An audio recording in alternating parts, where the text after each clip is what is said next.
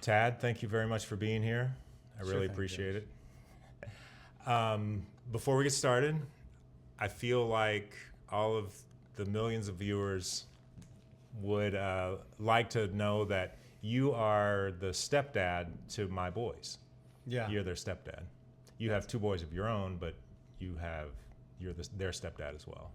Yeah. So that's how we know one another. That's right. You asked me to prepare some facts, and that I was did. one of the facts. Okay, I'm sorry to have stepped on your It's facts. not stepping on facts. Well, I guess backing up, there's, I don't know if you've ever gotten a text message from someone saying, give us 3 facts that'll explain you, or Yeah. let people in. Like, there are no 3 facts that I've tend to send those texts instead of receive them from people. Yeah. So I apologize for that. Yes, I am married to your former spouse. Mm-hmm. I live half the time with your children. May I? Interesting way to meet somebody. It's the Yeah. first time we've had a one-on-one Yeah, kind of just us. conversation Yeah, for you're more right. than 3 minutes. Yeah, So yeah, it's cool to be here. Thanks for of course. having. I think a lot of people wouldn't do this. Yes. A lot of people would say like, "Nah, it's just too weird, bro." And I think it's brave of you. I've always kind of been drawn to sort of unconventional situations like this, like being cool in situations that maybe other people would find awkward. Yeah. I'm awkward in normal situations, but I feel more at home in kind of situations that I feel like others would find Yeah, some awkwardness in. that's why we're better than everybody else. Josh. That's right. Proves it. I would like to say, just for the record, I can't imagine the boys having a better stepdad than Yeah, you. me neither, man. That makes 2 of us. Well, I'm glad that we could. I think they can imagine it. Well, they can Yeah. imagine having a better dad too. Superman. We can imagine a lot of stuff. Yeah. No, they're great. The truth is, I try to do, and this sounds horrible, but I try not to do very much Mm-hmm. because you're so involved, right? It's not like, I always think of, people talk about child of divorce. Oh, when I was kid in the 80s, divorced parents were like, my parents weren't divorced. So I always thought of kids are with mom, for 2 weeks, and they go spend a weekend with dad, wherever that is, and they're back for 2 weeks. Like, that's not how this is. Like, Right. they're with you half the time, they're with their mom half the time. Yeah. Stepdad is not like, I don't want to be sort of like the stepdad who's like, you better, let me tell you, son, we got to really Exactly. take a seat. Like, I try to stay kind of as far back. I don't know if that's right. That might be the wrong thing to do, but I try to stay far back because your dad, there's no need for me for Yeah. them. But you could certainly screw up their lives. I think I'm doing that, baby. I try that. I think sometimes they feel like I actively am. With the food that I cook, they don't necessarily love lentils. Well, that's not true. Nathaniel might. Nathaniel But- loves the lentils. I'm not sure I'm not sure that I'm winning points with my vegetarianism with Alexander necessarily, but he's 11. Yeah, exactly. He'll move beyond it. I think in the same way that parents are just different now than when we were kids, step parents are also different now. It just seemed to me like the step parents used to be just nothing but nightmares for kids. And I think now they can really be not just a sort of benign influence or whatever, but like a real positive. I Yeah. think that the boys have benefited having you in their lives. And I don't think that there's any number of positive role models where they're like, okay, this is plenty of positive too many. male role models. As many as you can have. Yeah, I hope it's good. I was sitting here as you were talking, trying to think of the step parent was such a huge character in movies when we were kids. The horrible step parent, like doing stuff, or like Bill and Ted, Excellent Adventure. He had like Step Missy. Yeah. Hi, Missy. Hey, I mean, Missy. Mom. Yeah. So there could be some benefits, but I can't think of like a real. Maybe I don't watch kids movies, but the notoriously horrible step parent trope, is that gone? Is it gone from our culture? I feel like it's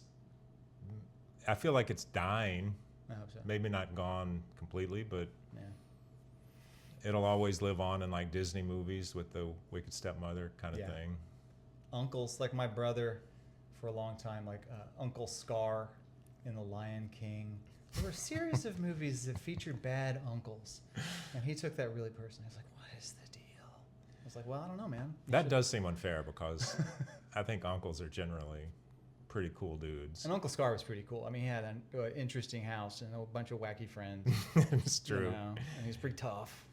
Yeah. Not the nicest guy. I guess you don't want him babysitting. His But whatever. his musical numbers featured a lot of fascist imagery. Yeah. Come to think of it, not a good uncle. Yeah. I retract everything I said Okay. about him being pretty cool. I do like that there is the word avuncular to describe a person who has the qualities of an uncle, Yes. and that it's a positive. I love the fact that we decided that we needed that word in the English language. Well, that's my brother. Maybe that's another fact. When I was a kid, I hated my brother. I think he hated me. I think it was mutual.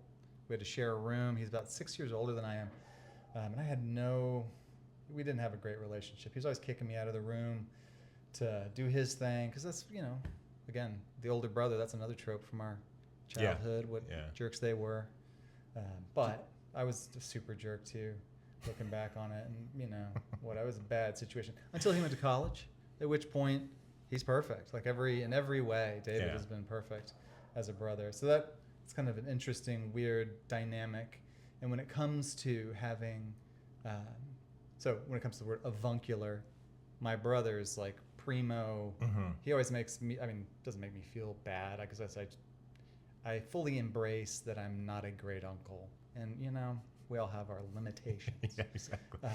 But he's like the perfect uncle. He hosts, like I remember throughout the years, he was like a traveling tech guy, and he would host kids at the hotel he's staying at. He takes people to Europe. He drives them around everywhere. He's hosting everyone all the time. It's just like really a super blessing to have him around for that stuff, to be so avuncular with these kids when it is so difficult to raise kids. Time is short, a lot of stuff going on. He's been great. And I think back, like that hatred that we had, or the dislike, that friction,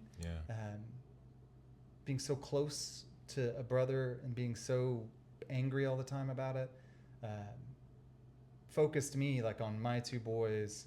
And then I think about this with your kids, like there's nothing probably more important than the relationship that they have in this moment with their brother, because, and I always stress that with my kids, just so that I wanted to make sure, if I have any influence at all, that it would be that they don't fight with each other, that they don't grow up thinking one of them like, oh, that guy's a jerk, he's always hitting me, or that guy's always stealing my stuff, or so rude and mean, or like it's fun to mess with that guy.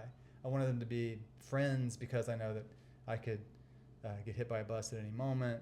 Parents die and go away. Parents get old. People move off. But I think we got your siblings, man. Like that's those people can be forever. Yeah. I don't know. Probably have no influence on your kids, but I hope that if I do, it could be for their brotherly relationship to be positive. Well, I think you definitely have a very positive influence on who they are as individuals and as brothers. What are your other facts that you've brought in to share? I don't even know, man. One fact that the millions of viewers would love to know. I love hot food, spicy food, Josh. I love interview shows, like Hot Ones. You ever watch Hot Ones? Yeah. Yeah. I was hoping there might be some hot wings here for us to enjoy. You've done, like you and, is it both your kids or just Nathan? You've done like stuff at wing places, right? Right, eating hot wings. Yeah, so the Pluckers has their Fire in the Hole challenge. I've done that several times with great success. Sky thinks it's disgusting. Like, I think she's been there maybe for one or two of the. It's just not a good idea. It's not a thing that needs to be a family outing. Yeah. That needs to be me and Nathan. Yeah. Or Nick. I don't think Nick has tried the actual Fire in the Hole thing. Nathan's tried it twice. I think he succeeded once. But yeah, some people just have they're like, that's just really gross, bro. Yeah. Don't want to see this ever again. I'm like, yes, you are right. That's correct.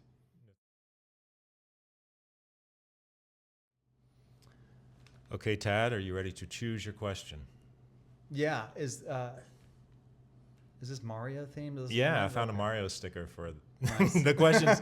The questions aren't Mario themed. When you open the box, does it go bling or whatever? Yeah, exactly. Power up. Okay. The cool. questions are like, on what level could you secretly get to? Oh yeah. We could talk about Mario all night. Yeah. Warp zones. I don't think I've ever played Super Mario Brothers without the warp zones. I don't think I've ever Mhm. gotten to the end. Yeah. That's So not bad. choose one and then let me read it to you before you look at it. Just any random. Yeah. Is there one you want me to get? Is there an especially good one? One you're hoping for? No, they're all brilliant. There's one. Okay. I chose our question, Josh. That's It's right. our This is our question. I've been thinking I needed a bigger question receptacle so that someone can really kind of fish around in there. Okay, there are 53, and this is number 48.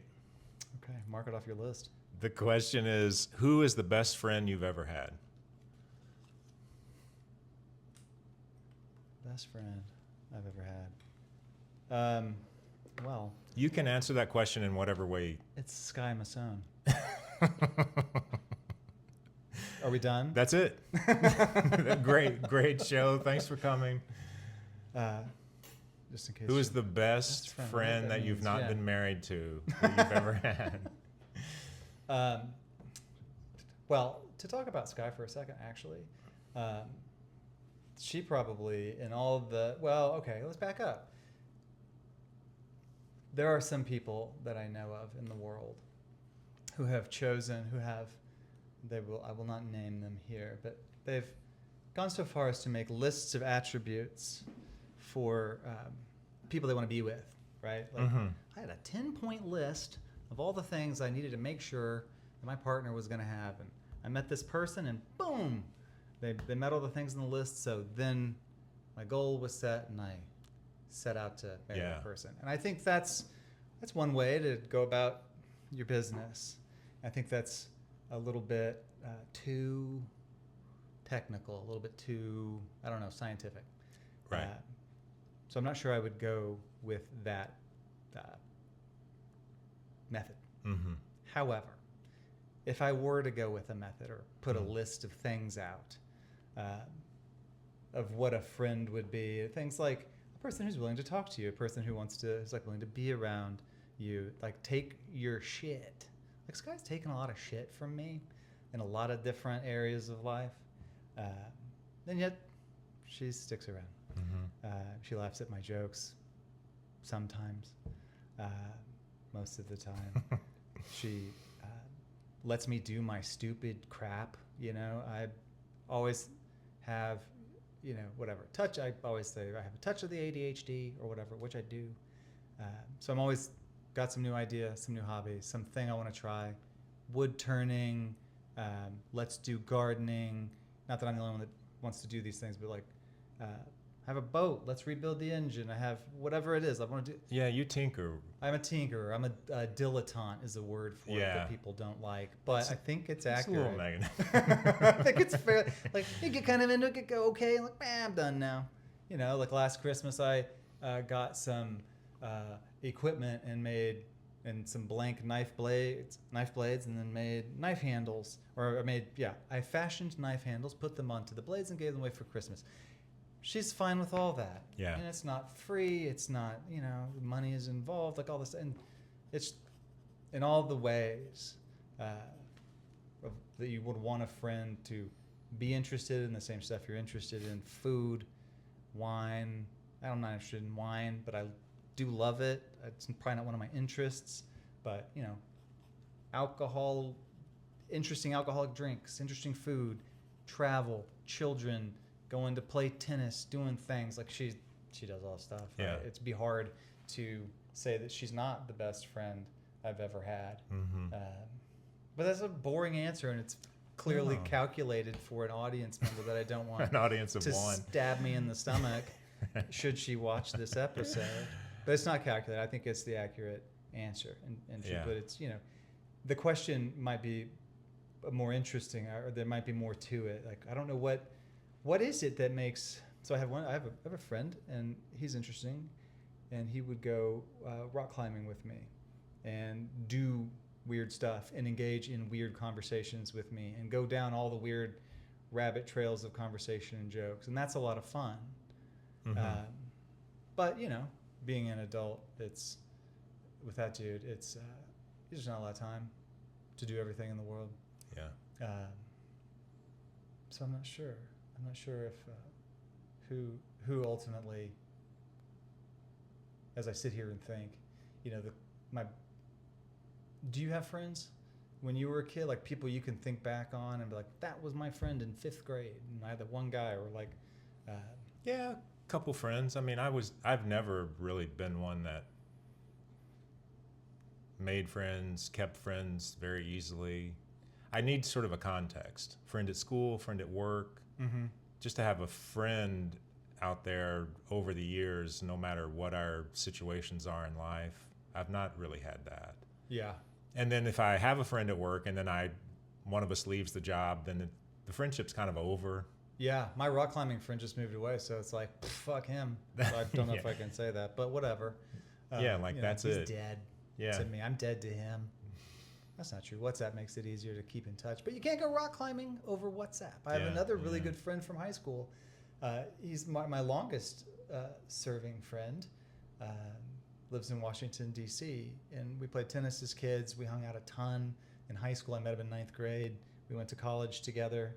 And then, you know, after college in the year 99 or 2000, we've never lived in the same place. So that's been 25 years. He's married, was a great kid, lives in D.C. We've gone up there a couple times to visit.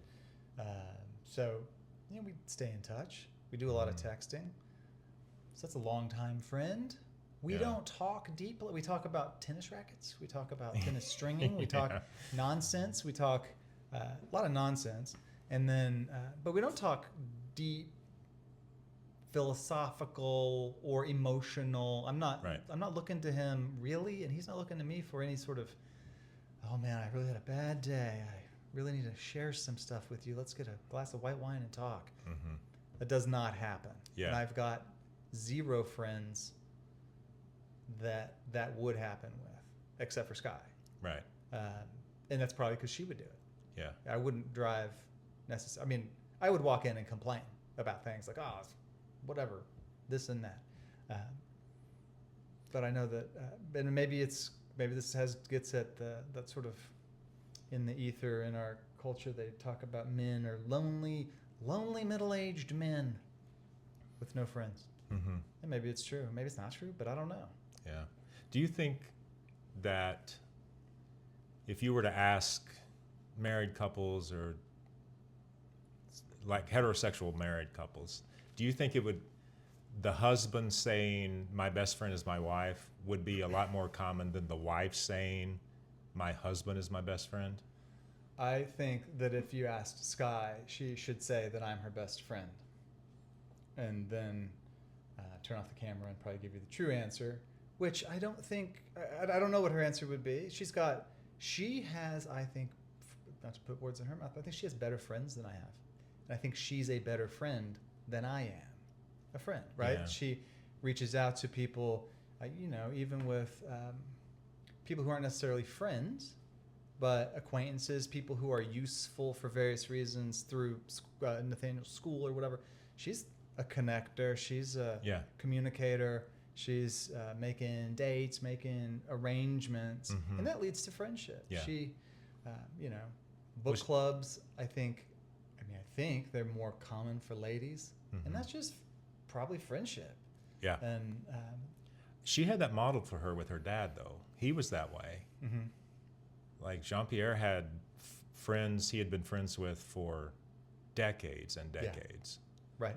Right to the very end. And he would do those things. He would arrange for when they could meet. He would facilitate, you know, keeping up with one another and host visits and that sort of thing. And she saw that firsthand, how to do it. And my dad had very few friends that I knew about. Mm-hmm. You know, he's still alive. I'm not going to talk about him in the past tense or anything like that, but he still has some really good friends that he will go visit, that he keeps up with. but it wasn't a ton of people. And I don't remember. He had some friends from way back that I think we'd stop in on and visit, like when we went to Wimberley. But he didn't have a ton. And my mom was a author, worked from home essentially, worked by herself, so she didn't have like a workplace full of buddies or workplace full of work friends that she could go do stuff with. She was like by herself. And her conferences that she would go to where she'd meet her peers were all, New York, Minneapolis, San Francisco. They were not in Corpus Christi, Texas, right? So she didn't have a bunch of buddies that she could hang out with. But 15 years ago or so, she's like, you know what? I need to make some friends. And she, within a year, had probably faster than that, was eating lunch with some set of ladies, going on walks with these 3 other ladies or some lady. I don't know the numbers. Don't hold me to it. But she had joined the medical auxiliary, made a crew of friends. My parents are members of the yacht club. I think she had lots of acquaintances and knew a lot of people through various things, but wasn't their friend. But she's like, I need friends, so she would start actively. It's like, hey, we should go to lunch, Jane. Okay, sounds great, Peggy. Because people, I think, actually want to be friends. I don't think the reason I don't have friends is because no one wants to be friends with me. Right. It's probably because I'm not saying like, hey man, let's go hang out. Because they'd probably say like, yeah, sure. Yeah. I just don't do it. But she again purposefully boom, boom, boom, joined something called the Pan American Roundtable, where folks get together and kind of put on lectures and lunches and volunteered for that. And then boom, she's got trips to, I think, Bolivia with that crew, hanging out with a crew of ladies. And I think there are dudes there too. I think my dad went and so in terms of modeling, like JP did, he did it sort of like, I like these 3 dudes and I'm gonna keep up with them. And we had a good time back then and we're gonna stay together. My mom was like, I have a job to do and I'm gonna achieve it. And she absolutely achieved it. And those friendships are real. They're not fake. Right. So, do you think your parents would describe one another as their best friends? Yes, I do think they would. I think, and I think if they didn't, they'd be wrong. I think they 100% are, in terms of, as far as from what I know about friends and best friending, my dad, in the way that I have ideas and come up with nonsense, my dad comes up with a lot of nonsense. It's maybe different. He's not exactly a hobbyist or project guy, but he has things that he wants to do and he gets real intense about it. And my mom handles it, and she's always been real into him, and he's been real into her, and they've been really into each other. And so what I had modeled as a kid was what it looks like to have 2 adults who are really into each other, just very clearly. That's their top relationship, as far as I can tell, today and throughout history, throughout my whole lifetime. That relationship is their just primo relationship. My mom was really close to her parents too, but that relationship between them is absolute. They hang out together, right? Every day they go to the YMCA to get our exercise, and on the weekends these days go to Rockport to go kayaking, and they've got these routines that they do together all the time. They've got stuff separate, like my mom with her crew of people she volunteers with. But currently, right, I don't know who started it, but my mom or my dad or both were like, you know what? We should become master naturalists. I'm 86 years old. Why not become a master naturalist? So they started this program, and they both are doing it together, going out to the beach and identifying grasses or whatever, looking at, I don't know, blue crabs and looking at eggs. I don't know what they do. My dad, when you talk to him, it's kind of funny. He's like, okay, I'm 37 hours into it. I got to get 40 hours. Got to get that logged. But if I log it too fast, then I'm going to have to renew again when the year turns over. So I don't want to do that. But I could be the first person to get certified in the new year, which would be cool. But I don't want them to think I'm too into that either. So I better think about that. So he's into it in his way. And I think my mom is she's done all the hours. She's into the naturalisting, whatever that is. She's but they do it together, and he's into her doing it, and she's into him doing it. And she did help him out with something on the computer. He's like, I was logging my hours and I needed her help, and So now I owe her 3 days of I don't even know what. There's like he's in debt to her in some goofball way. That's not really debt. Like, you know. So are they friends? Yeah, I think they're like best friends. Uh, Would you advise your boys to, in their own like relationships with significant others, would you advise them to prioritize their relationship with their partner over their relationship with their kids? I think what I would, no, I don't know that I would. You know, assuming their kids are um, I mean, well, backing up. Yeah. So if the kids' needs are met, and they're, you know, it's a, yeah, yeah. You know, what do I think about? That's a whole series of questions about what do I think about children? How devious do I think children are? How selfish do I think children are? Do I think children are on board with their parents? Give a darn what the parents are up to? I don't know. I do think it's critically important. I think it's critically important never to lose sight of your partner. Never to, I guess what I would be frustrated with is if I had a partner who all of a sudden was like, the kids are everything. And yeah, kids. We can't do anything. Oh, the kids. But I need to go do this thing. Oh, the kids. I don't think the kids' needs are everything. Mm-hmm. And I think I think it'd probably be fairly easy. I feel like I've seen this, be fairly easy to fall into a very defensible relationship status where one person is kind of like focused on the kids the whole time and then is angry at the other parent potentially for not being focused enough. But then me as the omniscient third party floating ghost over the top would probably be like, y'all really aren't mad about the kids. Y'all are mad at each other about something else. You've lost some focus on something.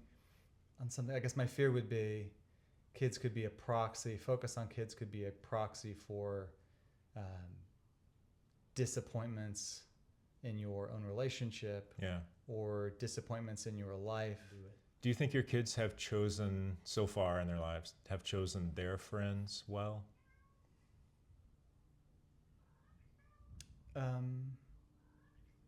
To be honest, I don't know all of my kids' friends very well. They're good. You know, when I think of who Nick's friends are, you know, as far as I know, there are people on the tennis team, and there are people on the in the theater group, and there are people who, you know, other people from school, and they all the ones that I've met seem great. You know, there's really good academic kids. There are kids who they seem really positive. And maybe it's because I'm just not told the negative stuff, but I've never seen any of or heard of, or seen text messages of anything weird, anything illegal, any bullying, any abuse, any stories of this guy abusing that guy over there. Even like I haven't heard of any of it. You know, and maybe Nick or Nathan, maybe they never would have told me, which, you know, whatever. But I haven't seen it, and they all seem pretty nice. Joining the tennis team didn't seem like a bad option of making friends, and that's actually been the case, like with Nick, where he's on the tennis team at his high school. The year ahead of him, one of the players on the varsity team is the valedictorian. Nathan was top 10. He was on their JV team. Nick is number 4. He's on the team. There's like a bunch of good, like quality people who seem to do their work and pay attention. So I don't know. That's been good, I suppose. And then in terms of Nathan's friends, I haven't met anyone that would like alarm me, and I haven't heard any like terrible stories about. Yeah, I feel like you would. Stuff. Yeah. It might just be that your kids are discerning enough to not associate with people who would bring that sort of negativity to their lives. And do you have concerns about bad friends? Not so far. Yeah. I've been very pleased with the friend groups that both boys have fostered, and yeah.